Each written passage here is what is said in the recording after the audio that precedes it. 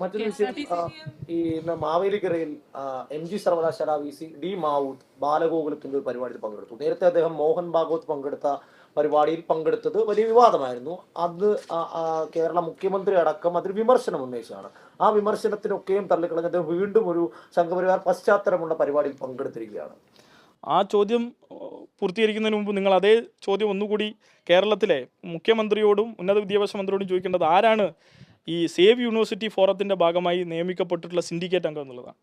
കേരള യൂണിവേഴ്സിറ്റിയിൽ R. ശശികുമാർ എന്ന് പറയുന്ന ഒരു സേവ് യൂണിവേഴ്സിറ്റിക്കാരനെ ഗവൺമെൻറ് നിശ്ചയിച്ചിട്ടുണ്ട്. പക്ഷേ ഗവൺമെൻറ് നിശ്ചയിക്കുമ്പോൾ അയാൾ പൂർണ്ണമായും സംഘപരിവാറിനെ കഴിഞ്ഞ കാലങ്ങളിൽ സഹായിച്ച ആളാണ്. അയാളെ ഗവൺമെൻറ് ഓർഡറിൽ സിൻഡിക്കേറ്റ് മെമ്പറായിട്ട് അപ്പോയിൻറ്റ് ചെയ്തിരിക്കുകയാണ്. ആ സിൻഡിക്കേറ്റിൻ്റെ യോഗം നാളെ വിളിച്ചിരിക്കുകയാണ്. കഴിഞ്ഞ സിൻഡിക്കേറ്റിനെ 3 മാസം കൂടാൻ വിടാത്ത ആളുകളാണ് സിൻഡിക്കേറ്റ് വന്നിട്ട് പിറ്റേ ദിവസം വിളിച്ചിരിക്കുന്നത്. സമാനമാണ് കാലിക്കറ്റിൽ സിൻഡിക്കേറ്റിനെ പിരിച്ചുവിട്ടു, ഉടനടി പുതിയ യോഗം വിളിച്ചു ചേർക്കാനുള്ള ശ്രമമാണ്. അപ്പോൾ ഇത് പ്രത്യക്ഷമാണ്. ഇപ്പോൾ ഡോക്ടർ മാവൂത്ത് നാളെ RSSൻ്റെ പരിപാടിയിലും പങ്കെടുക്കും, ഏത് പരിപാടിയിലും പങ്കെടുക്കും എന്നുള്ള പ്രഖ്യാപനമാണ് നടത്തിക്കൊണ്ടിരിക്കുന്നത്. അതുമായി ബന്ധപ്പെട്ട് ഈ പറഞ്ഞ റോജി M. ജോണിനോട് ഏതെങ്കിലും അഭിപ്രായം ചോദിച്ചാൽ അദ്ദേഹം എന്താ പറയാൻ പോകുന്നത്? ഞങ്ങൾക്കൊരു അഭിപ്രായമില്ല, ഞങ്ങൾ മതനിരപേക്ഷതയോടൊപ്പമാണ്, ഇന്നും അതെ, ഇന്നലെയും അതെ, നാളെയും അതെ എന്നാണ് അദ്ദേഹം പറയാൻ പോകുന്നത്. ഡോക്ടർ മാവൂത്തിനെതിരെ ഒരു അക്ഷരം മിണ്ടില്ല, ഗവർണർക്കെതിരെ ഒരു അക്ഷരം മിണ്ടില്ല, ഒരു നടപടിക്രമങ്ങളിലേക്ക് പോകില്ല. ഇതല്ലേ നമ്മൾ കണ്ടുകൊണ്ടിരിക്കുന്നത്. ഡോക്ടർ മാവൂത്ത് ചെയ്തുകൊണ്ടിരിക്കുന്നത് സർവകലാശാലകളിലെ കുട്ടികളോട് ഒരു യുദ്ധപ്രഖ്യാപനമാണ്. ഞാൻ RSSകാരനാണ്, എൻ്റെ നയങ്ങളാണ് ഞാൻ നടപ്പിലാക്കാൻ പോകുന്നത്, RSS പറയുന്നതാണ് ഞാൻ ചെയ്യാൻ പോകുന്നത്. കേരളത്തിലെ സർക്കാരോ കേരളത്തിലെ ഗവൺമെൻറ്റോ കേരളത്തിലെ കോൺഗ്രസ്സോ ഇവരാരും ഉദ്ദേശിക്കുന്ന തരത്തിലായിരിക്കില്ല അവർ പ്രവർത്തിക്കുക എന്നുള്ളതാണ് അദ്ദേഹം തന്നെ പ്രഖ്യാപിച്ചിരിക്കുന്നത്. ഇതിൽ KSUവിന് പ്രശ്നമില്ല, MSFന് പ്രശ്നമില്ല, KPCCക്ക് പ്രശ്നമില്ല, മന്ത്രിക്ക് പ്രശ്നമില്ല, മുഖ്യമന്ത്രിക്ക് പ്രശ്നമില്ല. പ്രശ്നം മുഴുവൻ കേരളത്തിലെ ഇടതുപക്ഷധാരക്കാണ്. അതിൻ്റെ അർത്ഥം എന്താണ്? കേരളത്തിലെ മതനിരപേക്ഷതയെ സംരക്ഷിക്കാനുള്ള ഉത്തരവാദിത്തം ഇന്ന് പൂർണ്ണമായി ഏറ്റെടുത്തിരിക്കുന്നത് ഇടതുപക്ഷമാണ്. അതിൻ്റെ വക്താക്കളായി ഇന്ന് കേരളത്തിൽ അവശേഷിക്കുന്നത് ഇടതുപക്ഷം മാത്രമാണ്. ബാക്കിയൊക്കെ ഗിമ്മിക്കുകളാണ്, കേവല ബിംബങ്ങളാകുക. ഇന്ത്യ രാജ്യത്ത് എന്തായിരുന്നോ സംഘപരിവാർ അധികാരത്തിലേക്ക് എത്തുന്ന വിധത്തിലേക്ക് കാര്യങ്ങൾ മാറിയിട്ടുള്ളത്, അതുപോലൊരു അറ്റ്മോസ്ഫിയർ കേരളത്തിൽ ഉണ്ടാക്കപ്പെടുകയാണ്. ബാബരി മസ്ജിദിനെ തകർക്കുമ്പോൾ ആരായിരുന്നു ഇന്ത്യ ഭരിച്ചത്? അതേ അവസ്ഥ തന്നെയല്ലേ ഇവിടെയും നമുക്ക് കാണാൻ കഴിയുന്നത്. നിശബ്ദതയല്ലേ, പരിപൂർണ നിശബ്ദതയല്ലേ, ഒരക്ഷരം മിണ്ടുന്നില്ല. അപ്പം മിണ്ടാതെ അവർക്ക് ഉരിയാടാതെ അവർക്ക് വേണ്ട കാര്യങ്ങളൊക്കെയും ഈ കേരളത്തിൽ ഉരുത്തിരിഞ്ഞു വന്നുകൊണ്ടിരിക്കുകയാണ്. ശക്തമായ പ്രതിഷേധം തന്നെയാണ് ഞങ്ങൾക്ക് അതിൻ്റെ ഭാഗമായി സൂചിപ്പിക്കാനുള്ളത്. ഡോക്ടർ മാവൂത്ത് കേരളത്തിൽ ഇന്ന് പ്രവർത്തിച്ചുകൊണ്ടിരിക്കുന്നത്. അപ്പോൾ മറ്റൊരു കാര്യമാണ് കേരള സർവകലാശാല VC doctor Mohan Kunnummal. Election കഴിഞ്ഞിട്ട് മാസം എത്രയും യൂണിവേഴ്സിറ്റി യൂണിയൻ എലക്ഷൻ, ഞങ്ങളെ സത്യപ്രതിജ്ഞ ചെയ്യാൻ വിടുന്നില്ല, വിടുന്നില്ല ഡോക്ടർ മോഹൻ കുന്നുമ്മൽ. വിദണ്ഡ വാദങ്ങൾ പറഞ്ഞ് നീട്ടിക്കൊണ്ടുപോവുകയാണ്. ഒരു കാരണവശാലും സത്യപ്രതിജ്ഞ ഞാൻ അനുവദിക്കില്ല എന്ന പ്രഖ്യാപനമാണ്. തെരഞ്ഞെടുപ്പിൽ ജയിച്ചു വന്നാൽ പോലും അത് SFI ആണെങ്കിൽ, ഇടതുപക്ഷമാണെങ്കിൽ നിങ്ങളെ സമ്മതിക്കില്ല ഇരിക്കാൻ എന്നുള്ളതാണ് നിലപാട്. ഇതേത് നിലപാടാണ്? ഇതിനെ നമ്മൾ ഫാസിസം എന്നൊക്കെ വലിയ പേരിൽ വിളിക്കാം. ശുദ്ധ തെമ്മാടിത്തരാണ് അയാൾ കാണിക്കുന്നത്. എങ്ങനെ അംഗീകരിക്കാൻ കഴിയും? 100 കണക്കിന് വിദ്യാർത്ഥികൾ വോട്ട് ചെയ്ത് യൂണിവേഴ്സിറ്റി യൂണിയൻ ജയിച്ചാൽ പോരാ, നിങ്ങൾ ഇയാളോട് വീണ്ടും യുദ്ധം ചെയ്യണമെന്നാണ് ആവശ്യപ്പെടുന്നത്. ഇപ്പോൾ കേരളത്തിൽ ഞങ്ങളെ നല്ല നടത്തിപ്പിന് വിധിക്കുന്നവരാണ് കേരളത്തിലെ മനോരമയും മാതൃഭൂമിയും മീഡിയ വണ്ണൊക്കെ. ഇയാൾക്കെതിരെയൊക്കെ ഒരു വാർത്ത കൊടുക്കാൻ ഇന്നിപ്പോൾ മീഡിയ വണ്ണ് തയ്യാറുണ്ടോ? മനോരമ തയ്യാറുണ്ടോ? ഞങ്ങളെ നല്ല നടത്തിപ്പിന് VCയോട് ഇവരോടൊക്കെ എങ്ങനെ പെരുമാറണം, എങ്ങനെയൊക്കെ സംസാരിക്കണം, ഇങ്ങനെയുള്ളൊരു VC കേരളം കണ്ടിട്ടുണ്ടോ? ഇയാളൊക്കെ ഒരു VC ആണോ? നമ്മൾ ആലോചിക്കേണ്ട, ഇയാളൊക്കെ ഒരു VC ആണോ?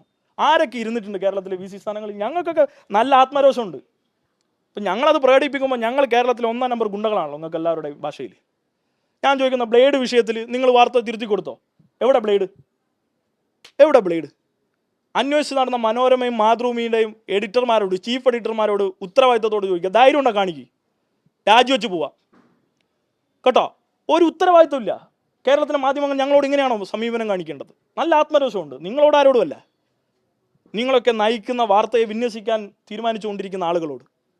പോലീസുകാരന് വീഴ്ച പറ്റി, പോലീസുകാരൻ്റെ കയ്യിലൊക്കെ മുറിഞ്ഞിട്ടുണ്ട്, ഞങ്ങളുടെ ജില്ലാ പ്രസിഡന്റിനെയും സെക്രട്ടറിയും ഭാരവാഹികളൊക്കെ ജയിലിൽ പിടിച്ചിട്ടുണ്ടെന്നുള്ള വാശിയിൽ നടന്നു. പക്ഷെ ഞാൻ ചോദിക്കുന്നത്, എവിടെ ബ്ലേഡുമായി ഞങ്ങൾ ആ സമരത്തിൽ വന്ന വീഡിയോ വിഷ്വൽ എവിടെ? സെക്രട്ടേറിയറ്റിൻ്റെ ആ സമര ഗേറ്റിൽ അതിൻ്റെ മുകളിൽ എത്ര ക്യാമറയുണ്ട്?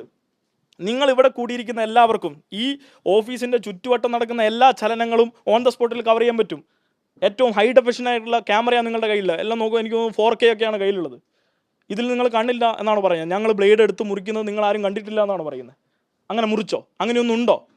ഞങ്ങൾ ഇത്ര ദിവസവും ചോദിച്ചു. പക്ഷെ ഇപ്പം എന്താ ഞങ്ങളുടെ പേരെന്താ? Blade federation. ആരാ ഇതൊക്കെ പറയുന്നത്? VT ബൽറാം. വേറൊരാളുണ്ട്, അയാൾ പിന്നെ കേരളത്തിൽ സ്ത്രീകളെ പുറത്തിറങ്ങി നടക്കാൻ വിടാത്ത ആളായതുകൊണ്ട് അയാളെ വാർത്തയൊന്നും ഞങ്ങൾ കേൾക്കുന്നില്ല. അയാളൊക്കെ എവിടെ ഇരിക്കേണ്ട ആളാണെന്നുള്ളത്, അയാൾ ശരിക്കും സെൻട്രൽ ജയിലിൽ ഇരിക്കേണ്ടതാണ്. കോൺഗ്രസ്സിലായിപ്പോണ്ടാണ് പുറത്തിരിക്കുന്നത്. അപ്പോൾ ഇങ്ങനെയുള്ള ആളുകളൊക്കെയാണ് ഞങ്ങൾക്കൊന്ന് ക്ലാസ് എടുക്കുന്നത്. ഇപ്പോൾ തൃത്താലയിലെ MLA-യോടും മന്ത്രിസ്ഥാനം കിട്ടാത്തതിൻ്റെ പേരിലൊക്കെ ബുദ്ധിമുട്ടി നടക്കുന്ന ആളുകളോടൊക്കെ ഞങ്ങൾക്ക് പറയാനുള്ളത്, സത്യസന്ധമായി നിങ്ങൾ കാര്യങ്ങൾ പറയൂ, ഞങ്ങൾ ഉത്തരം തരാം.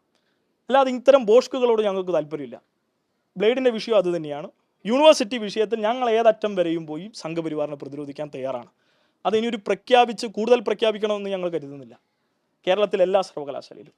അതിൽ നിങ്ങൾ ചോദ്യം ചോദിക്കേണ്ട ഒരു കാര്യമാണ്. ചോദ്യം ചോദിച്ചിട്ട് അദ്ദേഹം ഉത്തരം നൽകിയിട്ടില്ല. റോജി M. ജോണിനോട്, കാലിക്കറ്റ് VC കോൺഗ്രസ്സുകാരനല്ലേ? അദ്ദേഹത്തെ നിയമിച്ചത് RSS അല്ലേ? അദ്ദേഹം കോൺഗ്രസ് സംഘടനയിൽ നിന്ന് രാജിവെച്ചിട്ടുണ്ടോ അതോ VC സ്ഥാനം രാജിവെക്കാൻ തയ്യാറുണ്ടോ? ഈ ചോദ്യം ജെന്യുവിനല്ലേ? ജെന്യുവിനായിട്ടുള്ളൊരു കാര്യമാണല്ലോ. അത് നമ്മൾ പരിശോധിക്കേണ്ട കാര്യമല്ലേ? അതും കഴിഞ്ഞ LDF സർക്കാരിൻ്റെ കാലത്താണ് അദ്ദേഹത്തെ സ്ഥിരം VC-യെ നിയമിച്ചത്. അപ്പോൾ ഇതൊക്കെയും നമ്മളെടുത്ത് പരിശോധിക്കണം. കേരളത്തിലെ സ്ഥിരം VC പട്ടിക ഉടനെ ഉണ്ടാവണം, സ്ഥിരം VC-മാരുണ്ടാവണം. സർവകലാശാലകളെ മുച്ചോടും മുടിക്കുന്ന നിലപാടാണ് ഇവർ സ്വീകരിക്കുന്നത്. അതുകൊണ്ട് അത്തരം കാര്യങ്ങളിലേക്ക് കൂടി ഞങ്ങൾ കിടക്കുകയാണ്. ഇപ്പം മാവൂത്തിനെതിരെയുമായി ബന്ധപ്പെട്ട് പ്രത്യക്ഷ സമരങ്ങളിലേക്ക് നീങ്ങേണ്ട പശ്ചാത്തലത്തിൽ ഞങ്ങൾ ആ സമരങ്ങളിലേക്ക് നീങ്ങും.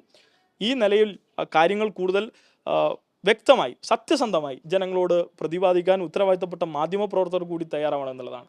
ഇപ്പോൾ ഞങ്ങൾ കഴിഞ്ഞ 10 വർഷം സമരം ചെയ്തില്ല എന്നാണ് VT ബൽറാം പറഞ്ഞത്. ഞങ്ങൾ സമരമേ ചെയ്തില്ല, നമ്മൾ സമരം ചെയ്ത ഉടനെ സമരത്തിന് ഇറങ്ങിയത് കൊണ്ടാണ് ഞങ്ങൾക്ക് ചൊറി പിടിച്ചത് എന്നാണ് ഒരു MLA പറഞ്ഞത്. ആ MLA ജയിലിൽ കിടന്നത് എന്തിൻ്റെ പേരിലായിരുന്നു എന്നൊക്കെ കേരളം കണ്ടതാണ്.